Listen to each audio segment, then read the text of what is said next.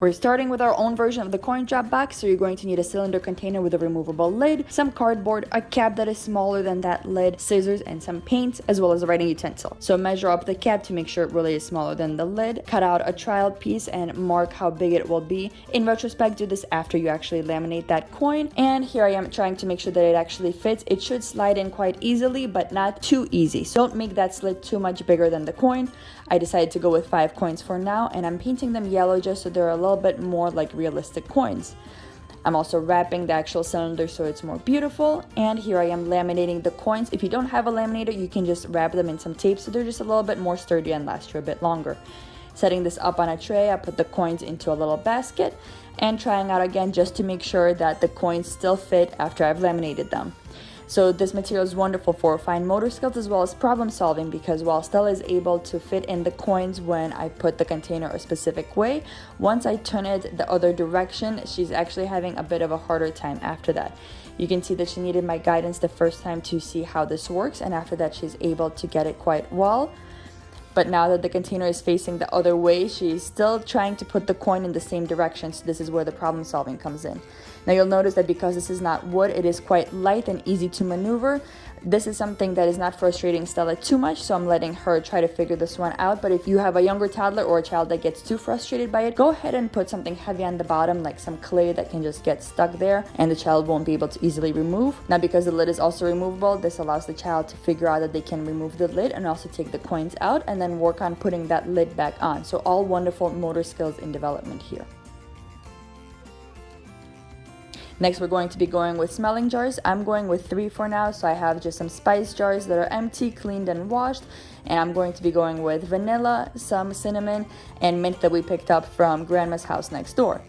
So for cinnamon, obviously you can just put in the cinnamon sticks. I went with 2 because ours are older and not quite as fragrant. For the mint, I went ahead and actually ripped up some of the leaves to make sure that they really emitted a lot of that oil and a lot of that smell. This is obviously something you have to replace in a couple of days before it starts wilting too much. And for vanilla, we're going with a vanilla extract because that's what I have, but vanilla bean will actually smell a lot more like real vanilla and not alcohol vanilla flavors. So definitely go with vanilla bean if that's what you have.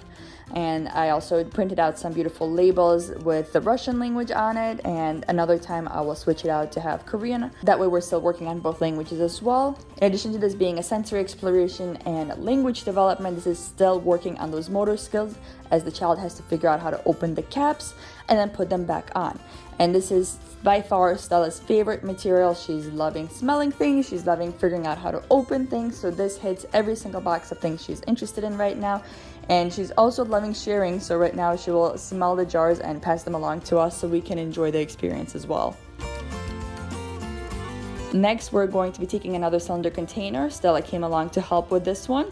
And we're going to be getting a bunch of ribbons. Again, I'm wrapping this container so it's more beautiful, because even if it's not going to be wood, it should be beautiful and aesthetically pleasing for the child to invite them to use the material.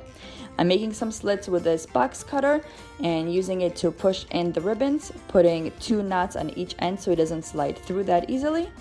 And we're going to pull all the ribbons in, so then the child has to grab at those knots and pull them out. I went with this material because Stella has stopped being interested in puzzles and I still wanted her to work on that pincer grasp.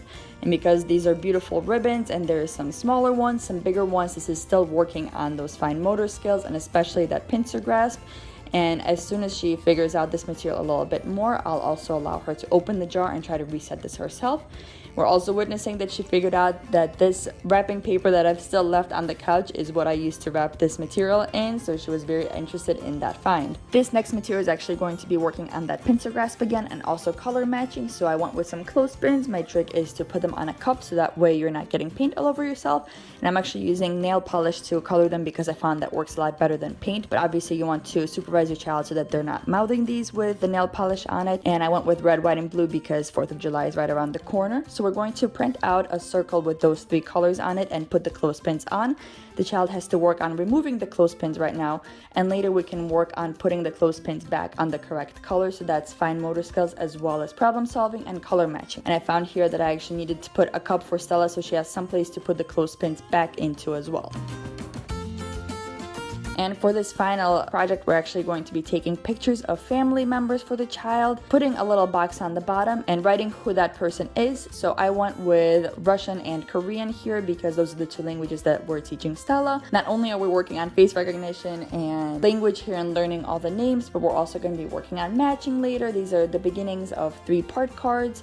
And Stella was so enamored with this activity that she just stood there for 4 minutes smiling at all of these faces. Some of these people she's only seen a couple of times, and some of these people she sees every single day, and she was just so in love with this material.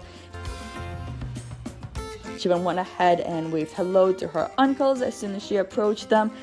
But then she went ahead and actually picked out her own card. Definitely make sure to include a picture of your child in this material as well.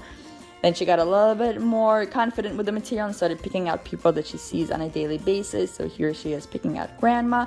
So what you can start is first just introducing these people to your child, just naming who they are, but then you can ask the child to also give you back a picture of a specific person. And so because we do one language, one parent, I will be using the Russian set that I made, and Dad will be using the Korean set that we made, and that way she'll be learning the names for the people in her family in both languages.